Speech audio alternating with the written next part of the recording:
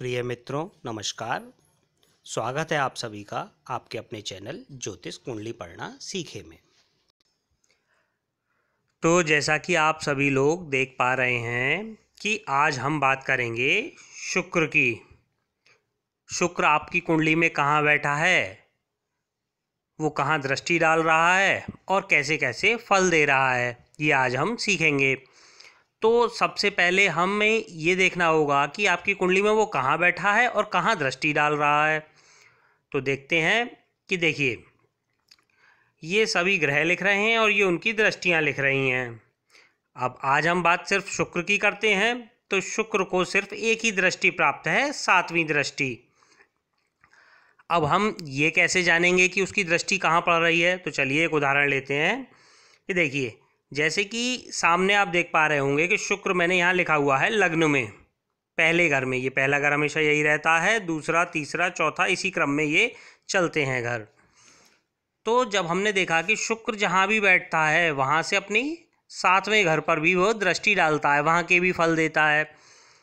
तो एक तो ये तरीका है कि जहाँ बैठेगा उससे ठीक सामने वाले घर को आप देख लीजिए, वो 7वां ही घर होता है। दूसरा तरीका क्या है कि हम वहीं से गिनना शुरू करेंगे। देखिए 1 2 3 4 5 6 और 7, यानी जीवन साथी के भाव पर भी उसने दृष्टि डाली, 7वां घर यहाँ पर आया। एक उदाहरण और लेते हैं। देखिए मान लीजिए आपकी कुंडली में शुक्र यहाँ पर बैठा है, तो वो कहाँ दृष्टि डालेगा, यहाँ पर। कैसे पता चला? क्योंकि उसकी सिर्फ 7वीं दृष्टि होती है। तो यहीं से गिनेंगे 1 2 3 4 5 6 और 7। 7वीं दृष्टि कहाँ पड़ी? 8वें घर पर, यानी कि मोक्ष मृत्यु के घर पर। तो इसी प्रकार हम आगे तक देखते चलेंगे कि यहाँ बैठा है तो 1 2 3 4 5 6 7। आशा करता हूँ आप ये तो समझ ही गए होंगे कि शुक्र को 7वीं दृष्टि प्राप्त है और वो हम अपनी कुंडली में कैसे देखेंगे कि कौन कौन से घरों से वो संबंध बना रहा है। अब वो फल कैसे देगा, है ना। तो फिर हम पहले घर से शुरू करते हैं कि यदि शुक्र आप अपनी कुंडली उठाइए और देखिए कि यहाँ पहले घर में बैठा हुआ हो, अगर यानी लग्न कुंडली में यहाँ पर बैठा हुआ हो, तो उसकी दृष्टि कहाँ गई? यहाँ 7वें घर पर गई। तो ऐसे में शुक्र क्या फल देगा? यहाँ क्या होगा? जातक सुंदर होता है, जातक आकर्षक होता है, जातक की भाषा शैली जो है वो मोहक होती है। अब यदि यहाँ वो मंगल से पीड़ित हो, है ना, या वृश्चिक का शुक्र हो, वृश्चिक का शुक्र मतलब यहाँ 8 नंबर पड़ा हुआ हो, जैसे आप नंबर देख रहे हैं 8 9 10 ये पड़े हुए हैं। मैं कह रहा हूँ पहले घर में अगर 8 नंबर पड़ा हुआ होगा तो वो वृश्चिक का शुक्र होगा और उसकी दृष्टि यहाँ पड़ रही हो। तो यदि वृश्चिक का शुक्र हो तो जातक को वह व्यभिचारी बना देता है। अब यहाँ अगर उच्च का शुक्र हो और उसकी दृष्टि यहाँ पड़ रही है तो 2 विवाह कराता है, 2 विवाह का योग निर्मित हो जाता है। जातक का व्यय बढ़ा रहता है, जातक अनेक लड़कियों को नापसंद कर एक साधारण लड़की से विवाह कर लेता है। आगे बढ़ते हैं। देखिए शुक्र यदि आपका दूसरे घर में धन भाव में बैठा हुआ है तो वो मृत्यु भाव पर दृष्टि डालेगा। तो कैसे फल देगा? तो जातक को धन संबंधी उतार चढ़ाव का सामना करना पड़ता है, क्योंकि अष्टम घर अच्छा नहीं होता। लेकिन धन का अभाव भी नहीं रहता, क्योंकि वो स्वयं शुक्र जो है धन भाव में बैठा हुआ है, तो उसे धन का अभाव भी नहीं होने देगा। ऐसे जातक का विवाह के बाद ही भाग्योदय होता है। अब यदि अग्नि तत्व में हो, अग्नि तत्व का मतलब क्या हो गया? यहाँ 1 नंबर लिखा हुआ हो और शुक्र बैठा हो, 5 हो, 9 हो, और यदि आप इन सब चीज़ों को नहीं समझ पा रहे हैं अभी भी, तो मैं फिर से कहूँगा मेरे नए दर्शक जाएं पार्ट 1 से लेके पार्ट 6 मेरे चैनल पे ये छोटे छोटे 6 वीडियो देख लीजिए।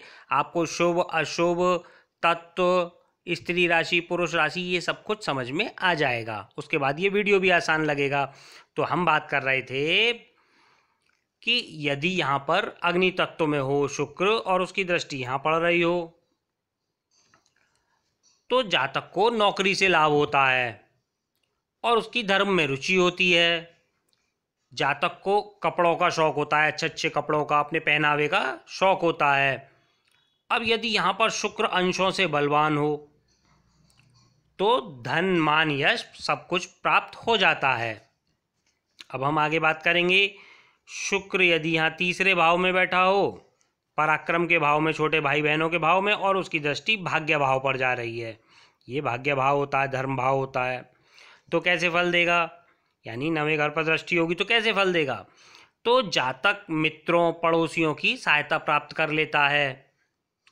यदि शुक्र जो है यहाँ स्वग्रही हो, स्वग्रही का मतलब क्या हुआ, यहाँ पर 2 नंबर लिखा हुआ हो और शुक्र बैठा हो, या 7 नंबर लिखा हुआ हो और शुक्र बैठा हो, तो वो अपने ही घर में बैठा है और यहाँ पर उसकी दृष्टि है। तो यदि शुक्र स्वग्रही हो तो भाई भी सुखी होते हैं उसके। अब यदि यहाँ वो अशुभ प्रभाव में हो तो पत्नी और पुत्रों के सुख में कमी लाता है और जातक के विवाह में भी विघ्न आते हैं।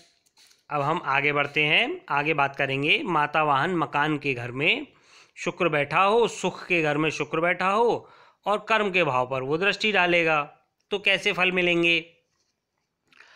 तो जातक आनंदमय जीवन व्यतीत करता है, सुंदर पत्नी मिलती है, माता पिता का अच्छा सुख मिलता है और पैतृक संपत्ति भी मिलती है।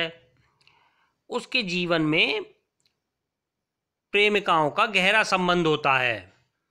यदि यहाँ पर शुक्र अशुभ प्रभाव में हो, विशेषकर मंगल के अशुभ प्रभाव में, यानी मंगल की राशि में बैठा हुआ हो या मंगल का यहाँ से दृष्टि संबंध बन रहा हो,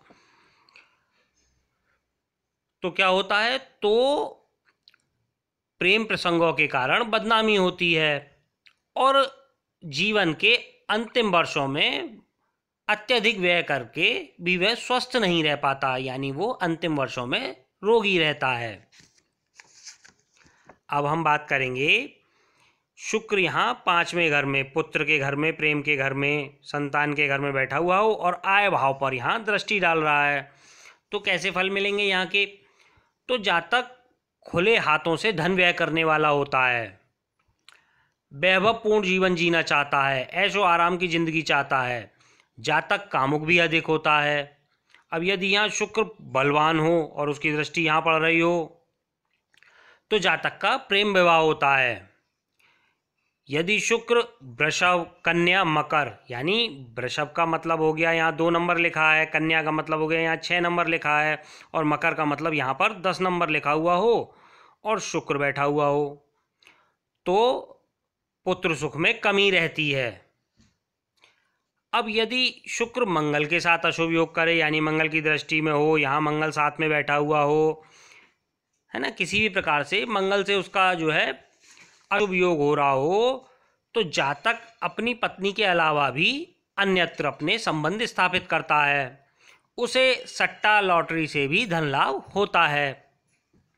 अब हम बात करेंगे कि शुक्र यहाँ रोग ऋण शत्रु के भाव में बैठा हो और यहाँ पर व्यय के भाव पर वो अपनी दृष्टि 7वीं डाल रहा है, तो कैसे फल मिलेंगे। अब यदि यहाँ शुक्र पुरुष राशि में हो, पुरुष राशि कौन कौन सी होती हैं, यानी कि 1 नंबर लिखा हुआ है, 3 लिखा हुआ है, 5 लिखा हुआ है, 7 लिखा हुआ है, इसी क्रम में लिखी हुई हैं, तो और शुक्र यहाँ बैठा हो तो जातक को पत्नी जो है वो सुंदर मिलती है या स्त्री को पति सुंदर मिलता है, लेकिन उसकी वाणी में मधुरता नहीं होती, उनमें आपस में झगड़े होते हैं। ऐसे जातक की प्रसिद्धि उसके भाग्य में लिखी होती है। लेकिन यदि वो स्वतंत्र व्यवसाय करे, यानी साझेदारी का व्यवसाय ना करे, खुद ही व्यवसाय करे, स्वतंत्र व्यवसाय में करे, तो उसे हानि ही उठानी पड़ती है। अब यदि यहाँ शुक्र जल तत्व में हो तो क्या होता है, तो जातक व्यभिचारी होता है। अब यदि आप शुभ अशुभ, जल तत्व, अग्नि तत्व, वायु तत्व, पुरुष राशि, स्त्री राशि, पाप प्रभाव, शुभ प्रभाव, ये सब कुछ नहीं जानते हैं, तो मैं फिर से कहूँगा पार्ट 1 से लेकर 6 जाइए, ध्यान से देखिए, छोटे छोटे वीडियो हैं वो समझ लीजिए, उसके बाद आपको सब कुछ समझ में आसानी से आने लग जाएगा और आप सही फल निकाल पाएंगे। तो आज हमने बात की पार्ट 1 से भाव 1 से लेके 6 तक, इस पार्ट में हमने बात की अगले वीडियो में हम बताएंगे जिन किसी की कुंडली में शुक्र यहाँ बैठा है 7, 8, 9, 10, 11, 12, यहाँ के फल हम बताएंगे अगले वीडियो में। प्रिय मित्रों, आज इतना ही। धन्यवाद।